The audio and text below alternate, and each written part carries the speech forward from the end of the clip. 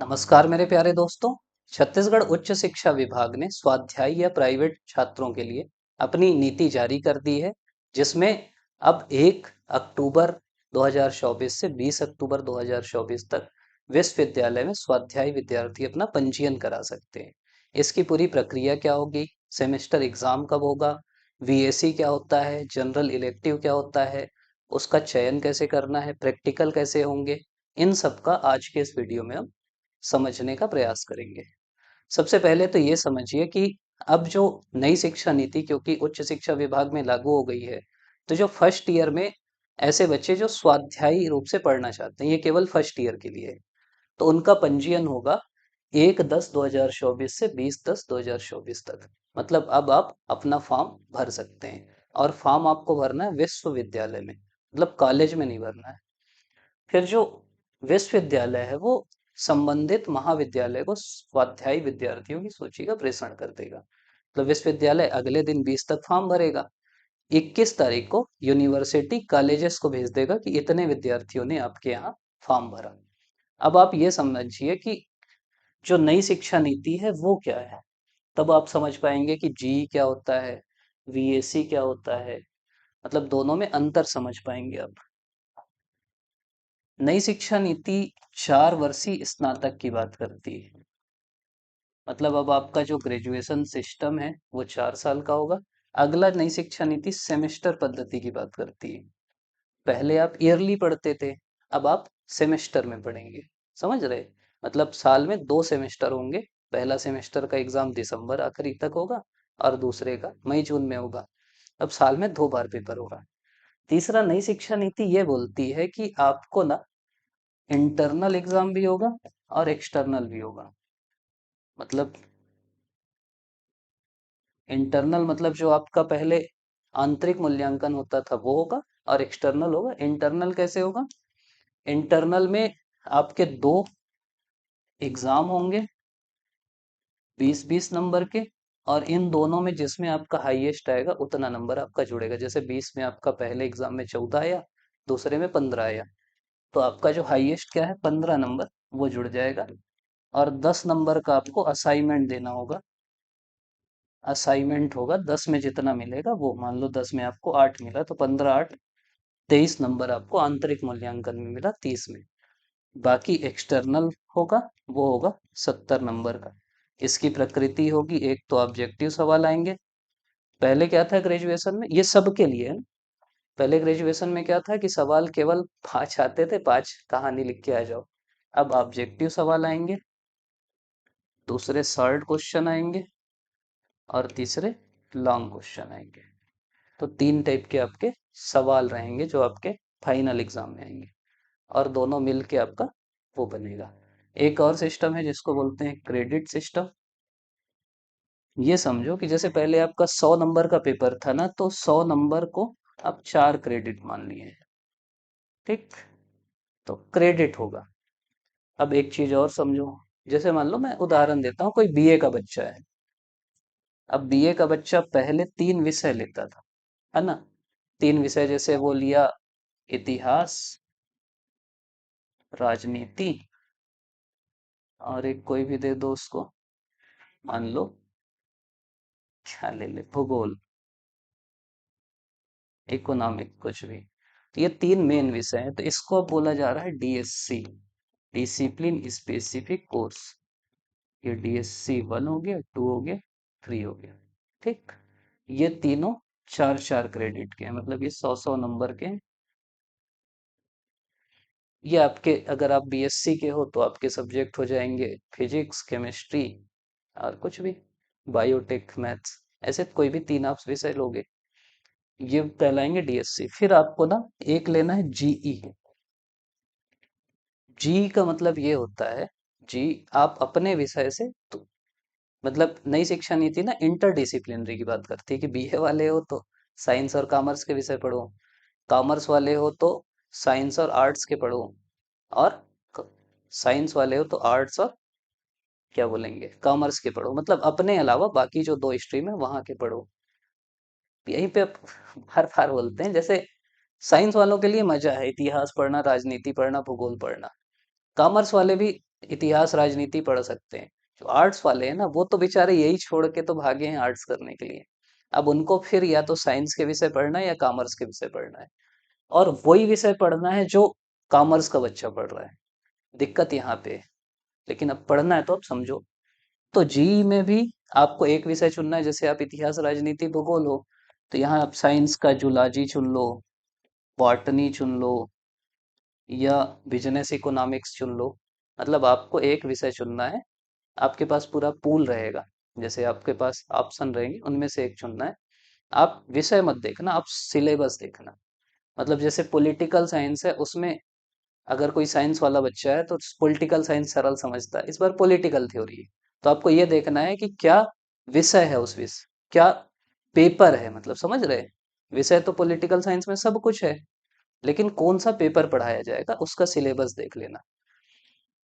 तो zoology, botany, chemistry, business economics, ऐसे करके पूरे विषय रहेंगे, कॉमर्स के विषय और साइंस के विषय। उनमें से एक आपको चुनना है, ये कहलाएगा जीई। ये भी रहेगा 4 क्रेडिट का। फिर एक आपको चुनना है वीएसी, इसको बोलते हैं वैल्यू एडेड कोर्स। इसमें बस अच्छी चीज ये है कि ये आप अपने सब्जेक्ट का भी चुन सकते हो, ये दूसरे का ही चुनना है। वीएसी आप अपना भी चुन सकते हो, मतलब आप आर्ट्स के वीएसी चुन सकते हो, साइंस के चुन सकते हो, या कॉमर्स के चुन सकते हो। और ये समझो, ये ना, ये सब 100-100 नंबर के हैं, इसीलिए 4 क्रेडिट के हैं। ये 50 नंबर का है, मतलब ये कितने क्रेडिट का हो जाएगा? 2 क्रेडिट का। और एक आपको चुनना है एईसी। ये बीए वालों के लिए है हिंदी, बीकॉम वालों के लिए है पर्यावरण, और बीएससी वालों के लिए है इंग्लिश। तो सामान्य भाषा नहीं होती, हिंदी, इंग्लिश, पर्यावरण, तो वो है। ये भी 50 नंबर का ही है। 50 मतलब ये भी 2 क्रेडिट का है। तो टोटल कितना हो गया? 4, 8, 12, 16, 2, 18, तो 20। तो आपका पेपर होगा, जैसे नंबर का देखेंगे तो 500 नंबर, और क्रेडिट देखेंगे तो 20 क्रेडिट का पेपर होगा। तो ये क्रेडिट सिस्टम है पूरा। एक और सिस्टम आया है जिसको बोलते हैं, इसी में नई शिक्षा नीति में इसको बोलते हैं मल्टीपल एंट्री, मल्टीपल एग्जिट। मतलब जैसे आप फर्स्ट ईयर में एडमिशन लिए, अब आपका मन है कि 4 साल का, 2 साल का आप गैप कर दिए, तो आप दोबारा सेकेंड ईयर में आके एडमिशन ले सकते हो। 1 साल बाद आपको एक, पहले कुछ नहीं मिलता था, अब एक सर्टिफिकेट मिलेगा। समझ रहे? 1 साल में आपको सर्टिफिकेट मिल जाएगा, 2 साल में आपको डिप्लोमा मिल जाएगा, 3 साल में आपको डिग्री मिल जाएगी, 4 साल में आपको ऑनर्स डिग्री मिल जाएगी, और 5वें साल अगर आप पीजी करोगे, 4 में 2 है, एक ऑनर्स डिग्री, एक ऑनर्स डिग्री विथ रिसर्च, अगर आपका नंबर अच्छा है। और 5वें साल में अगर आप पीजी करोगे तो मास्टर्स हो जाओगे आप। मतलब 1 साल का ही अब मास्टर्स हो गया। पहले 3 साल बीए था, 2 साल या 3 साल बीएससी, 2 एमएससी, 3 बीए, 2 एमए, अब 4 बीए, 1 एमए। ठीक। तो ये पूरा ताना बाना है। आप जैसे छत्तीसगढ़ में किए फर्स्ट ईयर, आप चेन्नई चल दिए तो चेन्नई में आप सेकंड ईयर कर सकते हैं सर्टिफिकेट दिखा के। इसी के लिए एक और सिस्टम बना जिसको बोलते हैं एबीसी, जिसको बोलते हैं एकेडमिक बैंक ऑफ क्रेडिट। जैसे आपका बैंक होता है ना, बैंक में आप जमा करते हो, पैसा जमा करते हो, पूरा रिकॉर्ड रहता है, तो इस बैंक में आपके पूरे क्रेडिट का रिकॉर्ड रहेगा। क्रेडिट का रिकॉर्ड मतलब जैसे आप 4 क्रेडिट कमाए डीएससी पढ़ के, तो वहाँ बैंक में रिकॉर्ड हो जाएगा। आप मान लीजिए कोई, अब इसमें एक ऑनलाइन का भी है, आप कोई ऑनलाइन कोर्स किए, वहाँ 2 क्रेडिट मिला आपको। ये जरूरी होगा, अगर आपको सर्टिफिकेट लेना है या डिप्लोमा लेना है तो ऑनलाइन कोई कोर्स करके स्वयं से 2 क्रेडिट लेना पड़ेगा। तो ये 2 क्रेडिट आप ऑनलाइन किए तो वो आपके बैंक में हो जाएगा। मतलब आपकी एक एबीसी आईडी होगी जो बनाना जरूरी है, सब बना लेना, और वहाँ ये चल देगा आपका 2 क्रेडिट। तो आप जो भी क्रेडिट कमाओगे ना, जैसे आप पैसा बैंक में जमा करते हो, आपका क्रेडिट जमा होते जाएगा, और वो फिर आपको पता रहेगा कि अच्छा इतना क्रेडिट हो गया, अब ये मिल सकता है, इतना हो गया, ये मिल सकता है। वो कोई भी चेक भी कर सकता है, क्रॉस चेक भी कर सकता है। तो ये एबीसी का सिस्टम है। तो उम्मीद करता हूँ कि क्या क्या करना है, मतलब आपको 3 डीएससी लेना है, मतलब 3 विषय लेना है कोई भी अपने सब्जेक्ट के, आप कॉमर्स के हो तो बिजनेस इकोनॉमिक्स, बिजनेस लॉ इस टाइप के। आर्ट्स के हो तो political, history, economics, sociology, geography, home science, ये सब। साइंस के हो तो physics, chemistry, maths, bio, botany, biotech, ये सब विषय कोई भी तीन लोगे। फिर आप क्या लोगे? फिर आप लोगे जीई। ये शब्द इसलिए मैं बोल रहा हूँ कि जी कंफ्यूज हो जाओगे। जी अपने विषय के अलावा, ठीक। और इसमें कंफ्यूज मत होना, कुछ बच्चे सोचते हैं कि जी की अलग से किताब होगी। जो उस सब्जेक्ट की डीएससी होगी ना, वही जीई भी है। मतलब अगर आप जीए में राजनीति विज्ञान लिए हो, साइंस वाले हो, तो राजनीति विज्ञान की जो बीए की किताब है ना फर्स्ट ईयर की, वही किताब आपकी भी होगी। आप बॉटनी लिए हो तो बॉटनी की जो किताब बॉटनी वाले पढ़ रहे हैं ना, बीएससी वाले, वही आपको पढ़ना है। सिलेबस सेम है। तो जी ये हो गया। फिर एक हम क्या बोले, बीएससी। इसमें अच्छा ये है कि आप अपने विषय का भी ले सकते हो। और एक एईसी। एईसी तो फिक्स है कि बीए का हिंदी, बीकॉम का पर्यावरण और बीएससी का इंग्लिश। तो ये टोटल 4 क्रेडिट, एक तो 4 × 3 = 12, ये 4 क्रेडिट, ये 2 क्रेडिट, ये 2 क्रेडिट। तो 12 × 4 = 16, 2 × 18, तो 20 क्रेडिट। 2 क्रेडिट आप ऑनलाइन कमा सकते हो, और ये 2 क्रेडिट अगर आपको मिला तो आप फिर सर्टिफिकेट, डिप्लोमा, ये सब ले सकते हो। अगर आप छोड़ना चाहते हो तो ये ऑनलाइन भी करना पड़ेगा। तो ये आपका नई शिक्षा नीति का जो ताना बाना है ना, वो है। मतलब जो बेसिक आपको समझ में आएगा। एग्जाम तो आप समझ गए कि इंटरनल होगा 20 नंबर का, दो, दोनों में से जिसमें ज्यादा आएगा वो जुड़ेगा। 10 नंबर का असाइनमेंट रहेगा, वो जुड़ेगा। और 70 नंबर फाइनल दोगे जो ऑब्जेक्टिव आएगा। शॉर्ट क्वेश्चन रहेंगे और लॉन्ग क्वेश्चन रहेंगे। तो ये अगर अपन तिथि देखें तो संबंधित महाविद्यालय को प्रेषण करेगा विश्वविद्यालय 21/10 को। फिर संबंधित महाविद्यालय के द्वारा संकायवार विषयवार स्वाध्याय विद्यार्थियों का व्हाट्सएप ग्रुप तैयार करना, और एडमिन संबंधित संकाय विषय शिक्षक का होना। फिर व्हाट्सएप ग्रुप बनेगा 21/10 को। फिर महाविद्यालय में जो जीई है, बीएससी है और एसईसी का विद्यार्थियों से सहमति उपरांत आवंटन 21/10 से 26/10, मतलब आपको जीई और बीएससी चुनना पड़ेगा। फिर सेमेस्टर परीक्षा के लिए आपको 15 नवंबर से 25 नवंबर तक आवेदन करना है। फिर स्वाध्याय विद्यार्थियों के रोल नंबर अनुसार सूची का संबंधित महाविद्यालयों को प्रेषण करना है 26 अक्टूबर को तक। फिर प्रथम आंतरिक मूल्यांकन होगा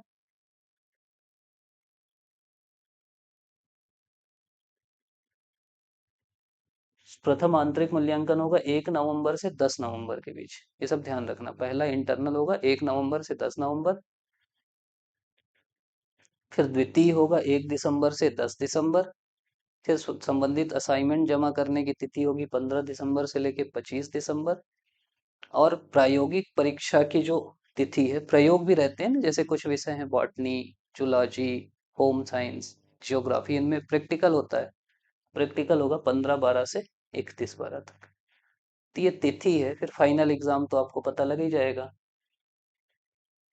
तो ये अलग अलग वो है।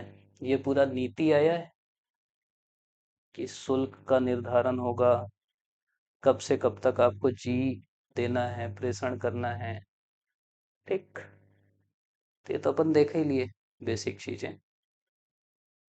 तो उम्मीद करता हूँ कि आपको एक बेस समझ में आया होगा कि कैसे जो प्राइवेट विद्यार्थी हैं, और सेम सिस्टम उनमें भी रहेगा जो रेगुलर है, बस डेट का अंतर है प्राइवेट का, क्योंकि अभी तक हुआ नहीं था। तो कैसे कैसे उनको एडमिशन लेना है, उनको बस ये करना है, अभी फॉर्म भरना है। फिर भूलना नहीं। पहले क्या था, फॉर्म भर के लोग भूल जाते थे, फिर सीधा एग्जाम दिलाने जाते थे। फॉर्म भरना है, उसके बाद फिर आपको जाके जी और बीएससी चुनना है। ध्यान से चुनना, क्योंकि अगर गलत चुन लिए, आप चुन लिए मैथ्स, मैथ्स आपसे नहीं बनता, फेल हो जाओगे, फेल हो गए। यहाँ रीवेल का भी सिस्टम नहीं है अब इस बार।